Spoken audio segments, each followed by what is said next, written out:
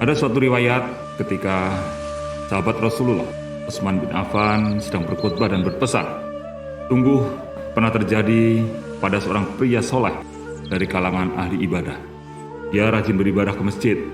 Suatu ketika dia bertemu dengan seorang perempuan nakal. Perempuan tersebut berupaya menjebak lelaki yang soleh masuk ke dalam rumah. Dia mengunci pintu rapat-rapat. Di sisi perempuan tersebut terdapat minuman keras dan seorang bayi.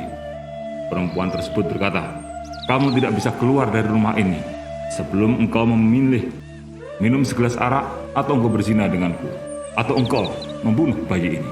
Jika kau tidak mau, maka saya akan berteriak dan saya katakan bahwa kamu memasuki rumahku. Siapa yang akan percaya padamu?' Kemudian laki tersebut menjawab, 'Saya tidak mau melakukan perbuatan keji, berzina, ataupun membunuh jiwa seseorang.' Akhirnya lelaki tersebut minum segelas miras. Demi Allah, dia menjadi mabuk sehingga dia pun berbuat zina dengan perempuan tersebut. Dan karena dalam kondisi mabuk, dia kemudian membunuh bayi itu. Itulah bahaya khamar. 3 kejahatan sekaligus bisa ia lakukan. Segala sesuatu yang memabukkan termasuk golongan khamar. Termasuk di dalamnya adalah narkoba. Oleh karena itu, kita hindari narkoba.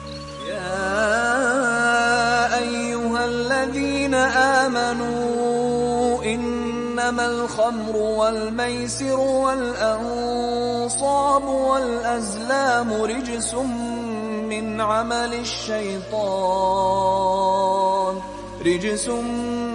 عمل الشيطان فاجتنبوه لعلكم تفلحون